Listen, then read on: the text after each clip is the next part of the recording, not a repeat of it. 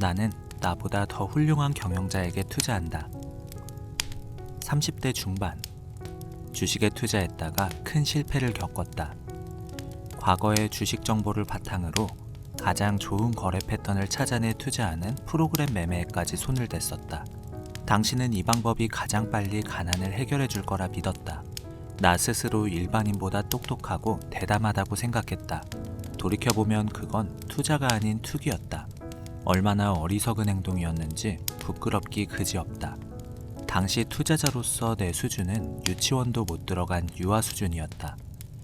하지만 스스로 대학원생 정도라 생각했으니 잘 될 턱이 없었다. 과거 데이터를 놓고 미래 예측을 내놓는 책과 강연이 많다. 그럴 때면 과거의 내가 생각이 나서 안타까운 마음뿐이다. 그들의 현재 재산과 미래 재산 상태를 짐작하면 정말 그렇다.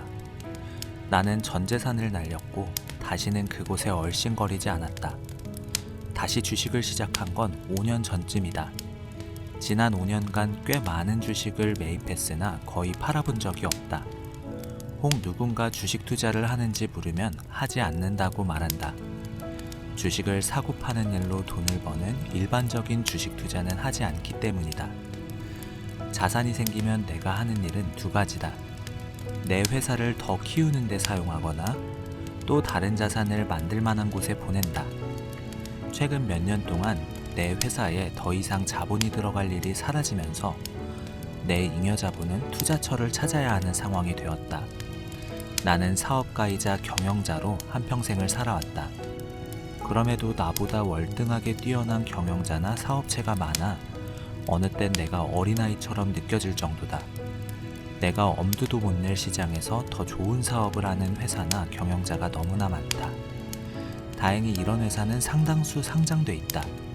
상장돼 있다는 건 누구나 원하는 만큼 그 회사를 살 수 있다는 뜻이다. 100달러만 사도 되고 1000달러를 사도 되며 수백만 달러도 하루에 살 수 있다. 세상에서 가장 큰 회사라도 마찬가지다. 우리 거래처 중에도 해마다 성장하며 경영까지 잘하는 회사가 많다.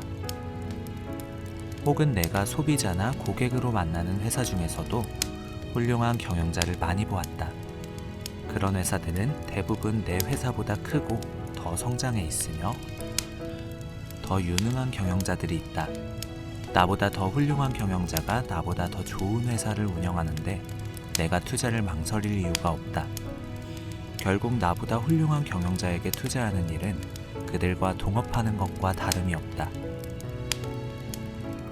거기다 그들이 원하지 않아도 언제든 동업이 가능하다.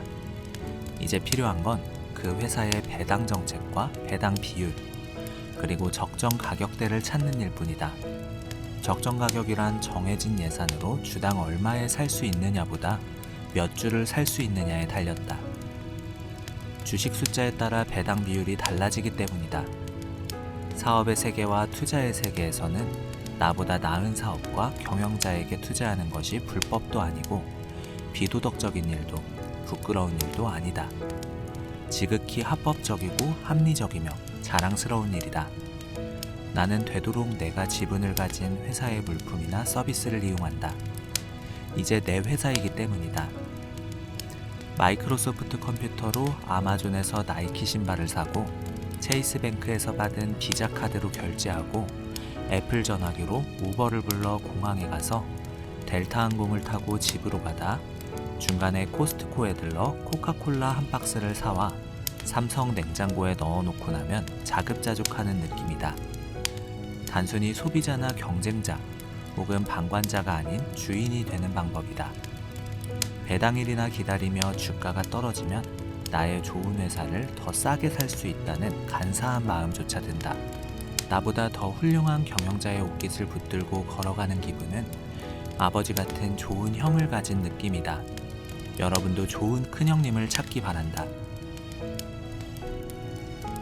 2021년 6월 서울 삼성동 건널목 앞에 서 있을 때였다. 마주 건너던 젊은 청년이 나를 알아보고 팔짝팔짝 뛰며 너무도 반갑게 인사를 해왔다. 회장님, 저 회장님 덕분에 돈 벌었습니다. 회장님 책에 나온 주식을 책 읽자마자 바로 사는데 거의 대부분 2배씩 올랐습니다. 정말 감사합니다. 라며 손을 붙잡고 놓아주지 않았다. 나는 그의 손을 떼어내며 말했다. 다행히 올랐으니 망정이지 만약 떨어졌으면 날 욕하고 원망했겠군요. 내 책을 정말 진지하게 읽었더라면 그런 식으로 주식을 사는 일을 하지 않았을 겁니다. 언젠가 다시 나를 욕하게 될지 모르니 오늘 인사는 받지 않은 걸로 합시다. 너무 정색했는지 청년은 머쓱해하며 헤어졌다. 사실 나도 당시 폭락이 한창일 때 이 글에 적힌 주식들을 모든 현금을 동원해 샀고 우버와 델타항공을 제외하곤 아직까지 한 주도 팔지 않고 있다. 덕분에 개인 금융자산이 거의 2배가 늘었지만 나를 따라 주식을 샀던 다른 사람들이 모두가 그 청년처럼 재산이 늘지는 않았을 것이다. 개개인이 가진 돈은 돈마다 모두 성격이 다르고 주인의 성격이 또한 다르기에 같은 결과가 나오지 않음은 뻔한 사실이다. 유명인이나 금융 전문가를 따라 투자하는 것은 들어가는 시간은 알 수 있을지 모르나 나오는 시기를 모르기에 같은 수익이 나오지 않는다. 내가 주식을 고르는 방식을 설명하려 했던 내용이 누군가에게 투자 정보로 읽어진다는 사실에 놀랐다. 부디 나와 길에서 인사했던 청년이 지금도 팔지 않고 있길 바라고 내가 그 주식을 샀기 때문에 주식을 사는 것이 아니라 왜 그런 주식을 골랐고 일부는 왜 팔았는지 이해하는 날이 오길 바란다. 그렇다면 비로소 내가 그의 감사를 받을 수 있을 것이다. 복리의 비밀. 재테크에서 빼놓을 수 없는 게 복리의 위력이다. 복리란 중복된다는 뜻의 한자 복과 이자를 의미하는 한자 리가 합쳐진 단어다. 원금과 이자에 이자가 붙는다는 뜻이다. 그리고 그 이자에 이자가 붙는다는 뜻이다. 복리에 상대되는 말은 단리다. 단리는 원금의 이자가 한 번 지불되는 상태를 말한다. 이렇게 단리로 받은 이자와 원금을 합친 금액에 다시 이자를 받는 구조가 복리라고 이해하면 된다. 1,000만 원을 연 이자율 6%의 단리로 5년간 이자를 받기로 했다면 5년 후에 1,300만 원을 받는다. 하지만 이자를 사용하지 않고 그대로 원금과 합쳐 이자를 받으면 48만 8,502원을 더 받는다. 차이가 없는 듯해도 이미 20개월간의 이자를 추가로 받는 셈이다. 이것을 10년으로 바꾸면 219만 3,967원으로 87개월간의 이자에 해당된다. 만약 이 상태를 20년간 지속한다면 원금보다 많은 1,110만 2,045원의 추가 수익을 얻게 된다. 영리한 사람이라면 이쯤에서 같은 복리이자를 받더라도 1년에 한 번 이자를 받는 것보다 분기별로 나눠 받는 것이 더 좋고 월별로 이자를 받으면 훨씬 더 이익이라는 걸 즉각적으로 알았을 것이다. 그런데 만약 거꾸로 복리 개념을 채무이자에 적용해 갚아야 할 상황이라면 무섭고 끔찍한 수치가 산출된다. 마이너스 통장을 개설해 연이율 10%로 500만 원을 빌렸다면 월이자가 겨우 41,667원이지만 이를 안 내고 버티면 다음 달 이자는 두 달치인 83,334원이 아니라 347원이 늘어난 83,681원이다. 41,667원에 대한 이자가 합쳐졌기 때문이다. 여기서 이 347원을 겨우라고 생각하는 사람과 무려 347원이라고 생각하는 차이가 투자의 차이를 만들고 부의 차이를 만들며 삶의 차이를 만든다. 만약 이렇게 2년 동안 융자금을 갚지 않고 있으면 2년 후 원리금은 605만 1,525원에 매달 이자가 5만 429원으로 변해 있고 3년이 지나면 668만 5,199원의 원금과 5만 5,710원의 이자가 된다. 그리고 연리 13.4%에 해당되는 금액으로 늘어나게 된다. 겨우 347원이 만든 결과다. 다른 예를 들어보자. 만약 집을 구매할 때 30년 상환 4% 복리로 3억 원을 융자받았다고 가정하면 지불해야 하는 총 금액은 9억 9천만 원이나 된다. 이를 30년간 나누어 월별로 지불하면 월 모기지 비용은 276만 원씩으로 21년간 이자를 지불해야 겨우 그 다음 달부터 원금이 줄기 시작한다. 복리가 이렇게 무섭다. 결국 복리를 내 편으로 만드는가, 적으로 만드는가에 따라 재산의 정도가 달라진다. 복리를 내 편으로 만들기 위해 해야 할 첫 번째 일은 복리에 대한 이해다. 조지 워싱턴 대학의 조사에 따르면 미국인의 3분의 1만이 복리를 이해한다고 한다. 알베르트 아인슈타인은 복리야말로 인간의 가장 위대한 발명이자 세계 8대 불가사의라고 말했다. 워런 버핏 역시 복리의 혜택을 가장 많이 받은 투자자이며 복리의 도움이 없었다면 지금 자리에 오르지 못했을 것이다. 복리는 간단하지만 투자에서 가장 중요한 원리 중 하나다. 투자자가 복리를 이해하지 못한다면 부를 다룰 자격이 없다. 복리는 투자 자체보다 더 중요하다. 복리 효과가 부를 어떻게 변화시키는지 이해하려면 복리와 진지하게 친해지고 함께 어울려야 한다. 여기서 1964년 워런 버핏이 34살이 되던 해에 보낸 주주 서한을 살펴보자. 복리라는 주제는 전반적으로 고리타분하기 때문에 미술품의 비유에 소개해볼까 합니다. 1540년 프랑스 국왕 프랑스와 1세가 레오나르도 다빈치의 그림 모나리자를 4,000에키에 구입했습니다. 당시 4,000에키는 2만 달러의 가치입니다. 만일 프랑스와 1세가 현실 감각이 있어서 그림을 사는 대신 연간 세후 6%의 수익률로 그 돈을 투자했다면 현재 1,000조 달러 이상으로 불어났을 것입니다. 연간 6%로 1,000조 달러 이상을 만들어내는 것입니다.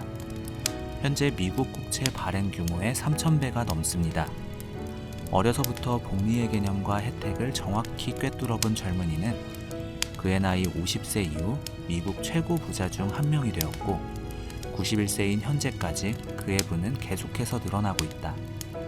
복리가 그를 최고 부자로 만든 것이다. 우리 삶에 자연스럽게 스며들어 가장 큰 영향을 끼친 두 가지가 비누와 복리다.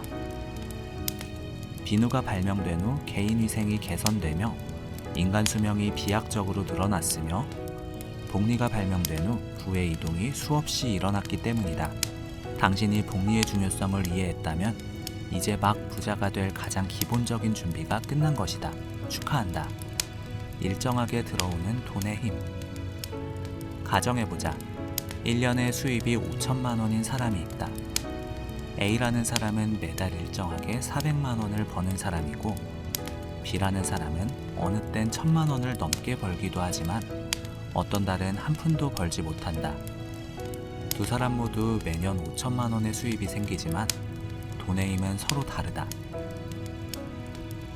수입이 일정하게 발생한다는 건 그 수입의 질이 비정규적인 수입보다 좋다는 뜻이다. 질이 좋은 돈은 다른 돈을 잘 불러 모으고 서로 붙어 있어도 흩어지지 않는다. 비정규적인 돈보다 힘이 강해 실제 액면 가치와 상관없이 잠재 가치척도 주가 수익률이 높다. 농사를 짓는 데 필요한 강수량이 1000mm라고 가정해보자. 그런데 봄에 한 번 500mm를 퍼붓고 가을에 한 번 500mm를 퍼붓는다면 그 땅에서는 농사를 지을 수 없다. 홍수 아니면 가뭄이기 때문이다. 대신에 하루 10mm씩이라도 매일 꾸준히 내리면 상당히 좋은 결실을 맺을 수 있다. 브라질의 렌소이스 사막은 연간 강우량이 1600mm나 되지만 아무것도 키우지 못한다.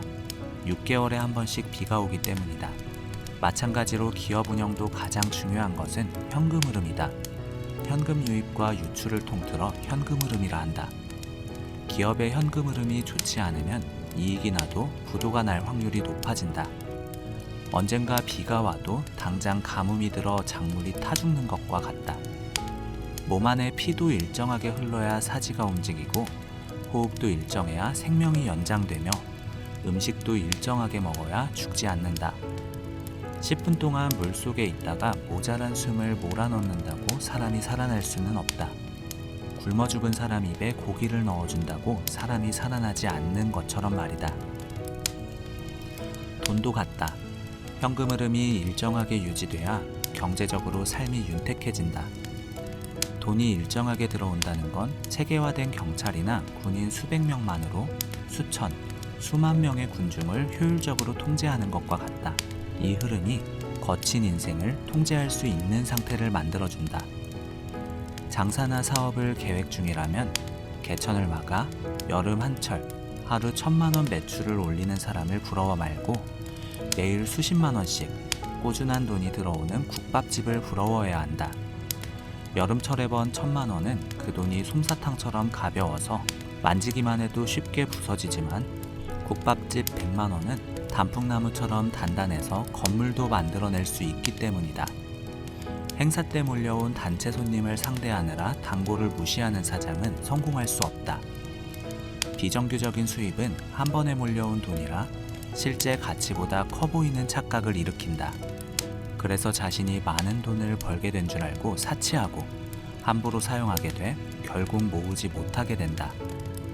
흔한 생각으론 돈이 또 언제 들어올지 모르니 저축을 해가며 살 것 같아도 실제로 그렇게 조정하는 사람은 별로 없다. 내 손에 바늘이 있고 풍선이 눈앞에 아른거리면 찔러보고 싶은 것이 사람 마음이다. 따라서 수입이 비정규적인 사람은 자산을 정규적인 수입 자산으로 옮기는 작업을 시작해야 한다.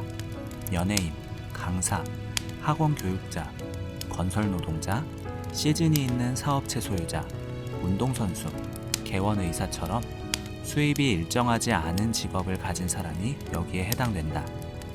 수입이 일정하지 않다는 말은 또 다른 말로 개인의 재능이나 재주가 많아서 단기간 많은 수입을 얻는다는 뜻이다.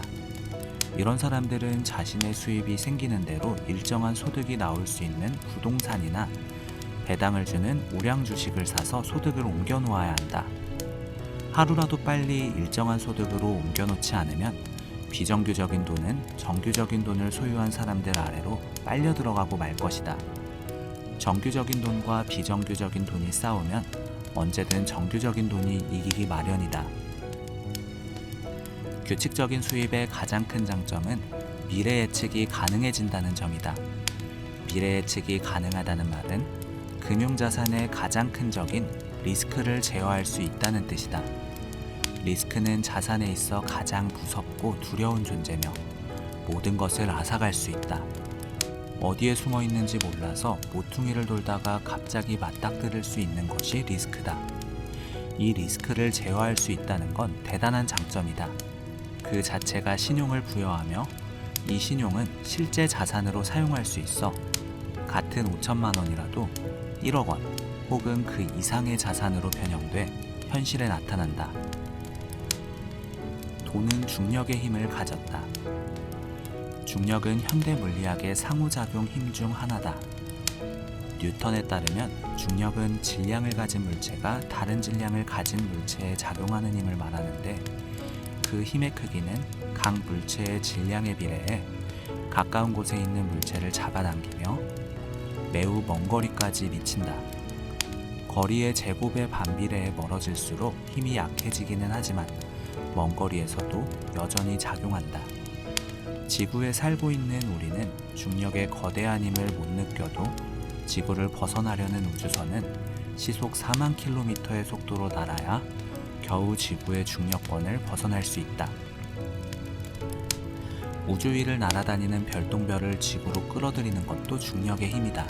지구는 달보다 무겁기에 더 강한 중력을 가지고 있고 태양은 지구보다 더 크고 무거워서 더 멀리까지 그 중력의 영향력을 행사한다.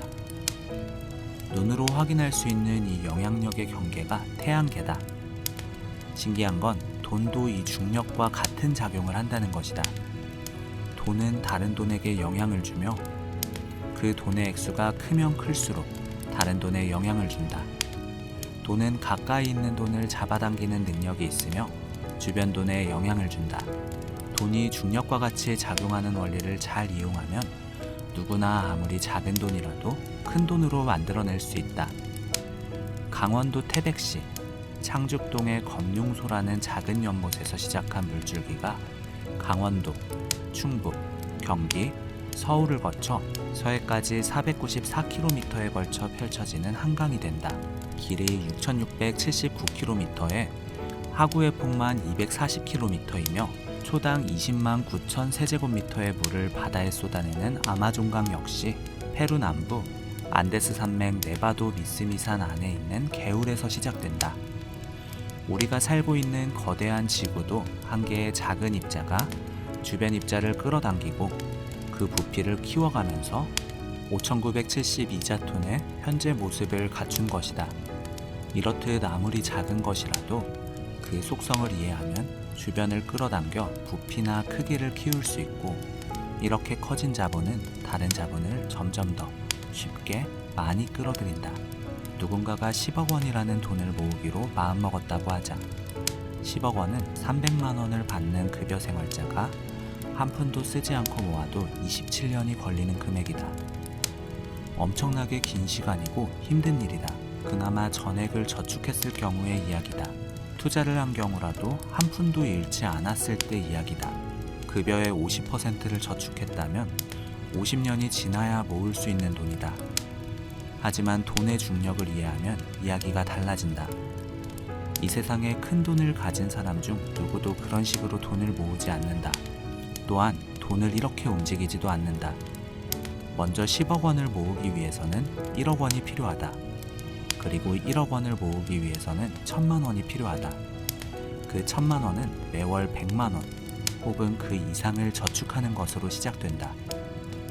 1년을 잘 모아서 1,000만 원을 모았다고 가정하자. 이 1,000만 원을 모으기 위한 노력을 100으로 가정하자. 다음 1,000만 원을 모으기 위해 들이는 노력은 처음 1,000만 원을 모으기 위해 들어간 노력 100보다 낮아진다. 왜냐하면 이미 처음 만들어 놓은 1,000만 원이 이자나 투자를 통해 자체 자본을 만들고 있기 때문이다. 처음 1,000만 원은 내 노동과 시간으로 오롯이 나 혼자 이루었지만 그 1,000만 원이 스스로 일을 해서 나를 돕고 있기에 둘이 함께 일을 하는 셈이다. 즉 나와 자본이 다른 자본을 만들기 위해 함께 일하고 있는 것이다. 그러므로 두 번째 1,000만 원을 모으기 위한 노력 수치는 95 정도라고 볼 수 있다. 이런 수치는 두 번째 1,000만 원을 모으고 세 번째 1,000만 원을 모을수록 점점 작아진다. 처음 1,000만 원을 모으는데 10개월이 걸렸다면 두 번째 1,000만 원은 9개월, 그 다음은 7개월, 그 다음은 5개월, 이렇게 줄어든다.